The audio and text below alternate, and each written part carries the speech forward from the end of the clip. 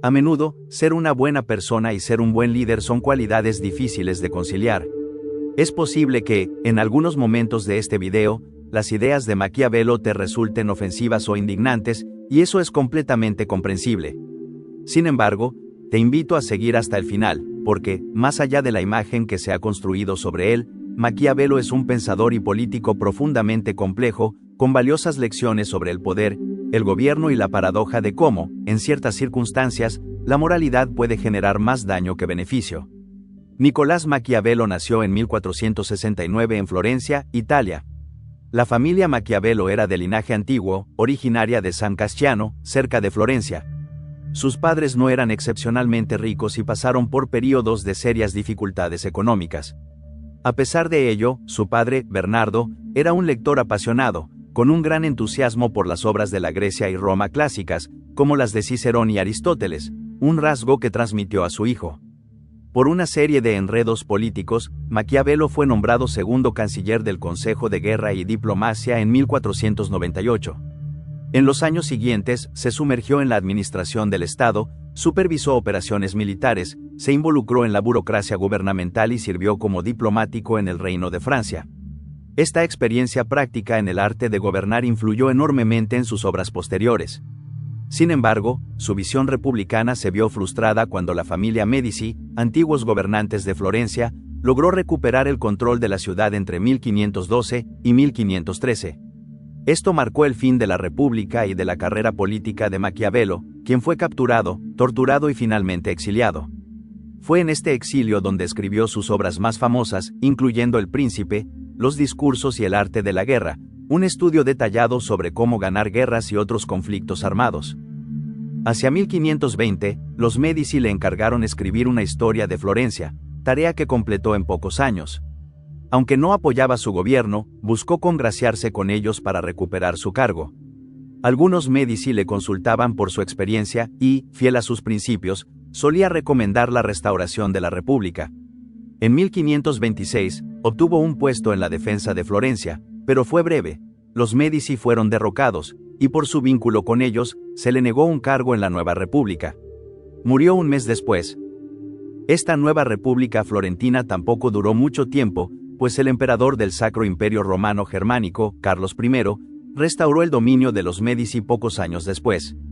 Maquiavelo vivió una existencia increíblemente variada, experimentó los altibajos del poder político, tocó todos los aspectos del gobierno, desde los asuntos exteriores hasta las cuestiones domésticas y la estrategia militar, y, sin embargo, murió sin ver cumplidas sus grandes ambiciones, una Florencia poderosa y una Italia unificada. Quise comenzar resumiendo la vida de Maquiavelo porque creo que demuestra dos puntos muy importantes. Primero, Maquiavelo no es un teórico de escritorio. Sus ideas se basan en sus años de experiencia en el gobierno, así como en su estudio exhaustivo de otros teóricos políticos y de la historia de estados como Roma, Esparta, Francia y, por supuesto, su ciudad natal, Florencia. Y segundo, su vida ayuda a contextualizar su pragmatismo más despiadado.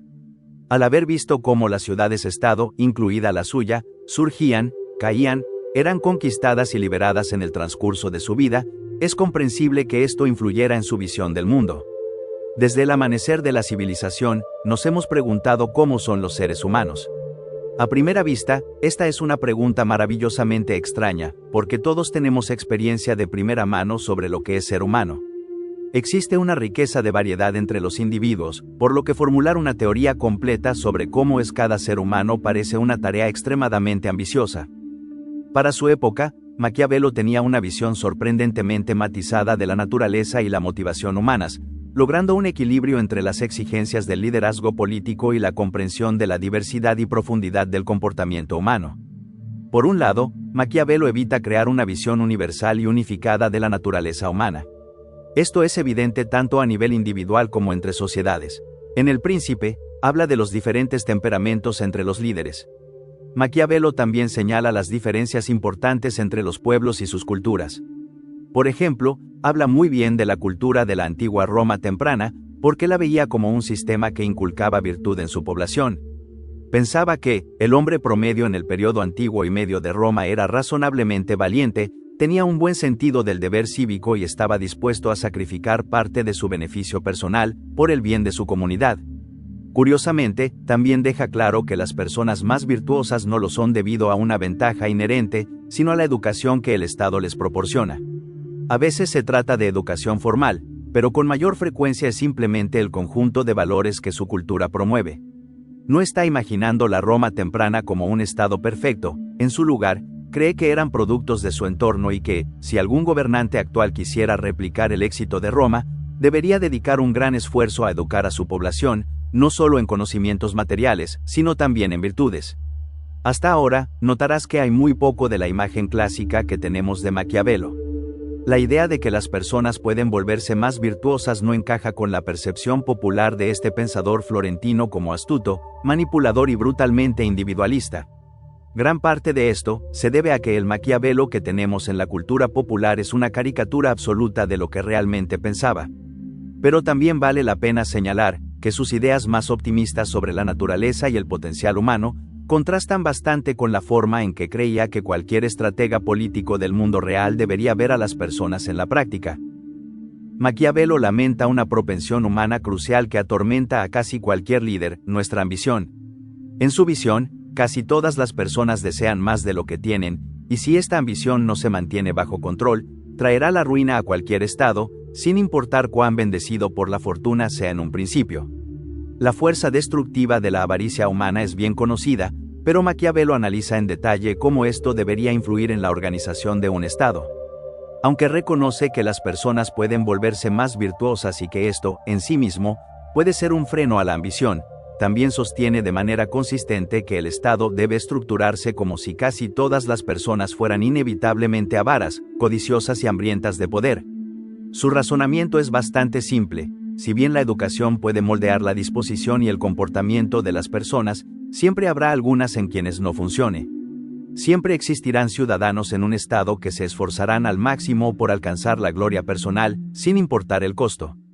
Esta es una de las formas en que las repúblicas pueden colapsar y dar paso a tiranías. Maquiavelo consideraba que la desmesurada ambición de Julio César fue la causa de la caída de la República Romana, lo que provocó la transformación de una sociedad libre en una dominada por el autoritarismo. A veces, puede ser útil pensar en Maquiavelo como si alternara entre dos modos, casi como si hiciera observaciones sobre dos mundos separados. A un nivel, está la realidad tal como existe, con toda su complejidad desordenada.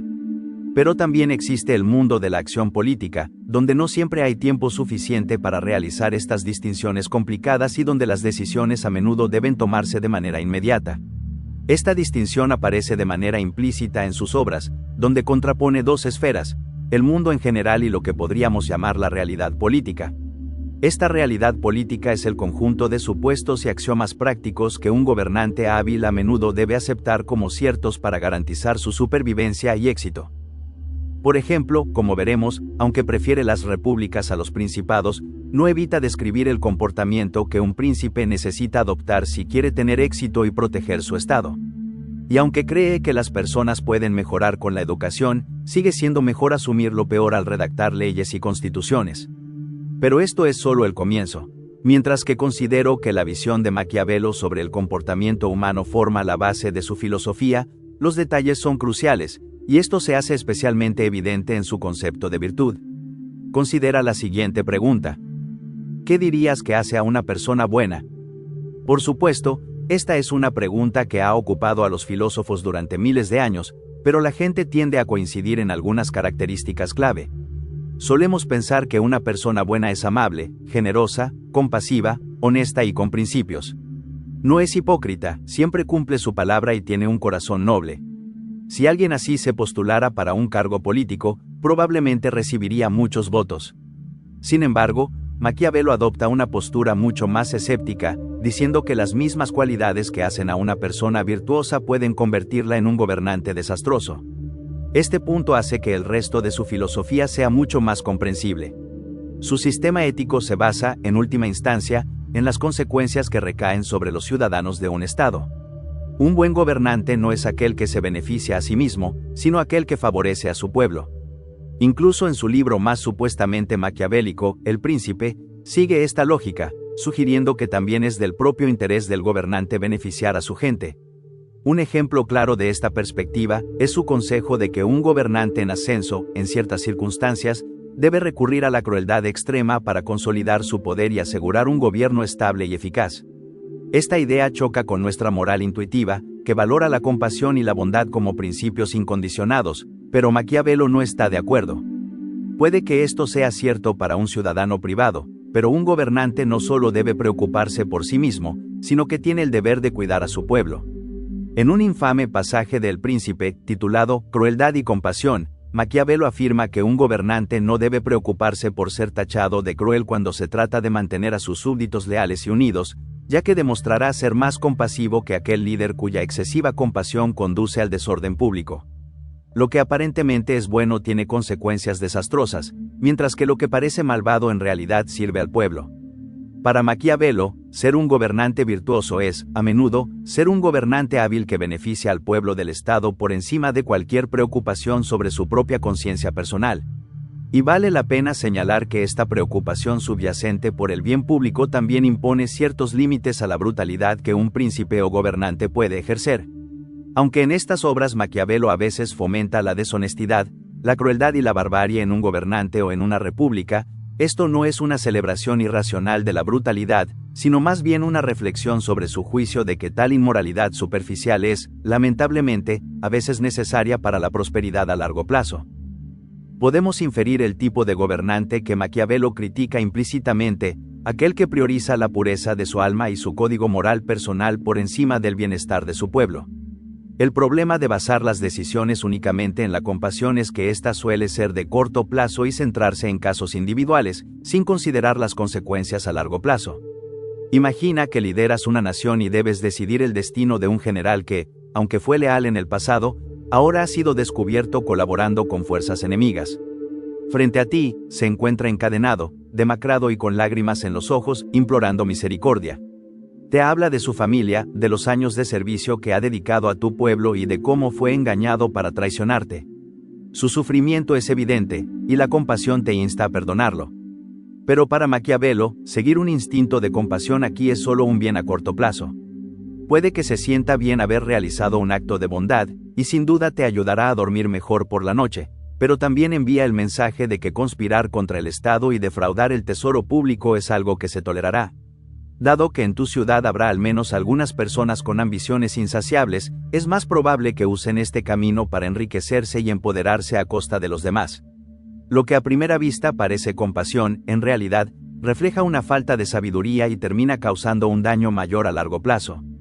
Así como la mayoría de las personas quieren un líder virtuoso, también desean un gobernante honesto. Después de todo, la gente quiere saber qué está haciendo su líder, cuál es el verdadero estado de su sociedad y que se cumplan las promesas en la medida de lo humanamente posible. También podemos ver este tópico en la forma en que Maquiavelo trata la religión. Por ejemplo, en una crítica que anticipa la de Nietzsche, Maquiavelo se preocupa de que el cristianismo enseñe a las personas a ser demasiado pasivas y contemplativas, en lugar de decididas, fuertes y activas. Sin embargo, a diferencia de Nietzsche, Maquiavelo no es un individualista. Su interés radica principalmente en cómo la religión puede motivar a las personas a dejar de lado sus ambiciones personales temporales y unirse en una ciudadanía cohesionada dentro del Estado. Maquiavelo elogia gran parte del sistema religioso y supersticioso romano, porque ayudaba a que incluso las personas poderosas se esforzaran por el bien de la sociedad en su conjunto. Para Maquiavelo, la piedad de los romanos no era un valor positivo en sí mismo, sino un medio para reforzar los principios que contribuyeron al éxito de Roma como nación. Independientemente de sus opiniones sobre el cristianismo, Maquiavelo definitivamente pensaba que las religiones de la antigua Roma eran falsas, pero las consideraba efectivas, y en algunos aspectos veía esto como algo aún más importante. Si aceptamos que Maquiavelo realmente buscaba el bienestar del pueblo de un estado, entonces, ¿por qué escribió El Príncipe, un libro que a menudo parece un manual para que los dictadores tomen y mantengan el poder? Aquí es donde su naturaleza pragmática cobra importancia. Su visión de la realidad es radicalmente realista, se enfoca en describir el mundo tal como es, no como desearía que fuera. El Príncipe está dirigido directamente a Lorenzo de Médici, quien en ese momento era el gobernante de Florencia, el estado natal de Maquiavelo. Los argumentos de Maquiavelo a favor de un gobierno que involucre al pueblo son, en gran medida, pragmáticos, y esto se hace evidente en su tratamiento de la seguridad y estabilidad del Estado. A lo largo de sus obras, la estabilidad del Estado nunca está lejos de su pensamiento. Dado el contexto histórico, esto tiene mucho sentido. La Italia renacentista era un mosaico de ciudades-estado en constante conflicto, invadiéndose y conquistándose unas a otras. Si la estabilidad de un Estado flaqueaba, existía la posibilidad real de que dejara de existir en muy poco tiempo. Él también cree que es el deber de todo Estado estar constantemente preparado para la violencia, ya que esto no solo significa que saldrá victorioso si la guerra estalla, sino también que será menos probable que tenga que luchar en primer lugar si parece lo suficientemente peligroso. Esto le ha dado a Maquiavelo cierta reputación de belicista, pero creo que las cosas son mucho más complejas de lo que parecen a simple vista. La concepción maquiavélica de la geopolítica es increíblemente despiadada, un mundo donde el pez grande se come al pequeño. Por lo tanto, cree que cada estado debe priorizar sus fuerzas militares, sin importar cuáles sean sus ambiciones expansionistas personales, porque, tarde o temprano, sin importar cuán pacífico sea tu estado, alguien vendrá a tocar tu puerta y exigirá algo de ti. Si tienes algo que vale la pena tomar, tarde o temprano alguien querrá tomarlo, y entonces tendrás que defenderlo. Maquiavelo también es bastante escéptico respecto a los llamados aliados en la guerra. Los considera fundamentalmente poco fiables, ya que, cuando la situación se complica, no tienen ninguna razón para priorizar tus intereses sobre los suyos, ni deberían hacerlo. Recuerda que como líder, tu primer deber es hacia tu pueblo, no hacia el de otro. Cuando se trata de la victoria, Maquiavelo plantea dos opciones. Por un lado, puedes ser extremadamente magnánimo, intentar hacer de tu enemigo derrotado un aliado y garantizar que quien controle la ciudad en el futuro esté de tu lado. Por otro lado, puedes destruir por completo el liderazgo del Estado para asegurarte de que nunca vuelva a amenazarte. Esta misma lógica la aplica a los enemigos en general, o los conviertes en tus amigos y aseguras su apoyo, o los eliminas completamente para que nunca tengan la oportunidad de vengarse. Lo que debe evitarse a toda costa es el camino intermedio, donde castigas a tus enemigos lo suficiente para que te odien, pero les dejas los medios para recuperarse y hacerte pagar por ello. El enfoque de Maquiavelo en la guerra y la violencia es otra razón por la que ha obtenido la reputación de ser un pensador astuto y despiadado, pero creo que es importante verlo en su contexto. Maquiavelo no se deleita en la violencia por el mero hecho de ejercerla, simplemente cree que la guerra a veces es inevitable y que, cuando sucede, es mejor comprometerse plenamente con ella en lugar de actuar a medias, lo que solo prolongaría el conflicto durante años. Cuando llamamos maquiavélica a una estrategia o acción, no solo queremos decir que es malvada. Si me preguntas por qué la política de Maquiavelo es percibida como malvada, diría que se debe a su disposición a abandonar principios morales absolutos y a mantenerse pragmático en sus juicios, incluso si ese pragmatismo está al servicio del bienestar del pueblo. La ausencia de líneas que jamás cruzaría, sin importar las circunstancias, naturalmente hace que la gente sospeche y se sienta incómoda. En sí mismo, este tipo de pragmatismo no suele molestar a la gente. Todos conocemos a un individuo que se aferra obstinadamente a su forma de hacer las cosas mucho después de que ha dejado de ser útil. Sin embargo, las personas tienden a incomodarse cuando esta flexibilidad se extiende a los principios morales. Aunque Maquiavelo ofrece consejos que a menudo coinciden con nuestra intuición moral, su enfoque se rige por un único principio: hacer que lo que funciona realmente funcione. Hoy en día valoramos el derecho a un juicio justo. Así que cuando Maquiavelo recomienda que los enemigos derrotados sean ejecutados rápidamente si no pueden ser convertidos en aliados, va en contra de un principio que consideramos fundamental. Maquiavelo está en conflicto con nuestra concepción moderna de la política, que está fuertemente influenciada por ideas sobre los derechos y libertades individuales. Creemos que los derechos de una persona no deben ser violados incluso en tiempos desesperados. No queremos que la gente sea detenida indefinidamente sin juicio, ejecutada sin proceso legal o engañada por su propio gobierno. Pero, en principio, Maquiavelo piensa que todas estas acciones son justificables en las circunstancias adecuadas, y es comprensible que esta idea genere ansiedad.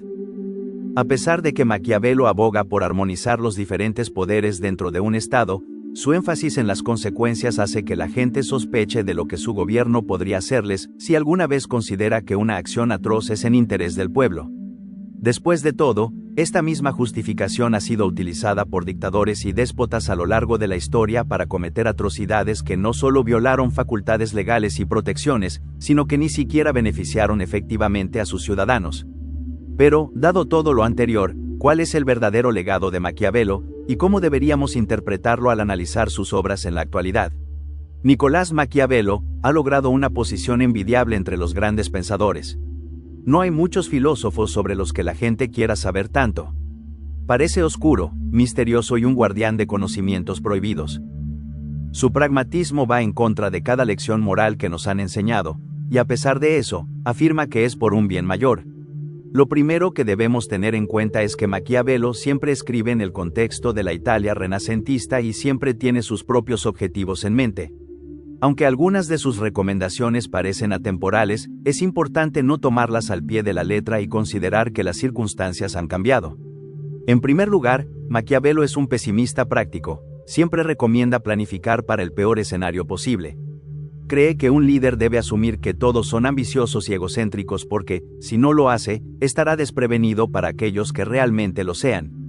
Sostiene que una nación siempre debe estar lista para la guerra porque, si ésta llega y no está preparada, estará condenada. Aconseja destruir completamente a los enemigos derrotados, porque incluso si solo unos pocos sobreviven, podrían reconstruir su poder y acabar con el Estado. Quiere que un líder sea brutalmente pragmático, porque si no lo es, estará en desventaja frente a aquellos que sí lo son. Además, nos obliga a confrontar verdades incómodas sobre el mundo. Nos hace cuestionar si nuestros principios morales realmente logran lo que decimos que logran y si, en ocasiones, deberíamos dejarlos de lado para alcanzar un bien mayor. Nos previene contra aferrarnos a una moralidad rígida como una manera de mantener nuestra conciencia limpia mientras, en el largo plazo, servimos a un mal mayor. Maquiavelo era republicano, pero no un idealista. Quería que la gente tuviera voz en el gobierno, pero también pensaba que las repúblicas se mantenían estables y prósperas cuando sus ciudadanos eran más leales y estaban más unidos, incluso si eso significaba mentirles. Veía la educación como el medio para lograr esto y la cultura y la religión como las herramientas para consolidarlo. Sin embargo, al mismo tiempo, pensaba que un gobernante debía ser lo suficientemente consciente como para desechar esas virtudes cuando fuera necesario. Su obsesión por lo que es práctico impregna todo su pensamiento. Puedes escribir tratados sobre la virtud, pero si no puedes conseguir y mantener el poder, mejor quémalos. Puedes ser un rey moralmente perfecto, pero si eso lleva a la ruina de tu pueblo, no vale de nada. Maquiavelo no busca que los malvados destruyan el mundo, sino que los buenos sean lo suficientemente astutos para sobrevivir y prosperar en un mundo lleno de serpientes. El trabajo del gobernante es asumir personalmente los pecados necesarios del gobierno, sacrificando incluso su propia conciencia por el bien común. Así que no descartemos a este político florentino como un mero maestro del mal, sino que veámoslo por lo que realmente es, un pensador único con preocupaciones únicas, que simplemente no encaja bien con ninguna forma de ética moderna, pero que pese a ello tiene mucho que enseñarnos gracias a sus años de arduo estudio y servicio dedicado, siempre que mantengamos una mirada crítica sobre los puntos en los que podamos discrepar con él. Tal como aprendemos de este infame pensador florentino. Los hombres olvidan con mayor rapidez la muerte de su padre que la pérdida de su patrimonio.